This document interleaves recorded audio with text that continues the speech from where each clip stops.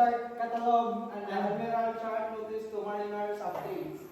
And we discussed the chart number and the chart title of the G4. The chart number of the G4 is 3487 and the title is Manila and Cavite Harbors, then 976 Manila Bay and approaches. And the G3, sir, the chart number of G3 3805 and the chart title of 3805 Luzon Island North, latitude 16 degrees and 20 north. And 3804, the title of 3804 Luzon Strait between Luzon and Taiwan. And 1968, the title of 1968 is Taiwan Strait. And the case, sir, is the chart number and its title is 3232. Yuan P. Tu Kwao Tungka. And 2376 Kaohsiung.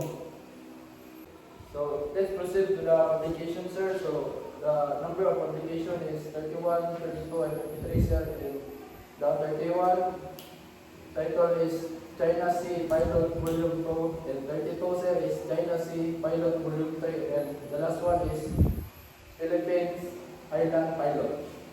And let's proceed notice of the mariner update, sir. This is the part 1, Admiralty Chart affected by the publication list, National Admiralty Chart, International Chart, and Admiralty publication, sir. So let's proceed to the part 2, sir. So the title of part 2, sir, is Index of Charts affected. So nasa Admiralty Chart number, notice, International Chart number, and notice. So ang example yan, sir, kay blocking, deleting, and insert. And this is our part 3 chat.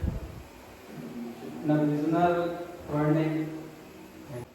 And the part 4, sir, the title of the part 4, sir, updates to the Admiralty sailing direction. And the part 5, sir, is updates to Admiralty list of lights and fog signals.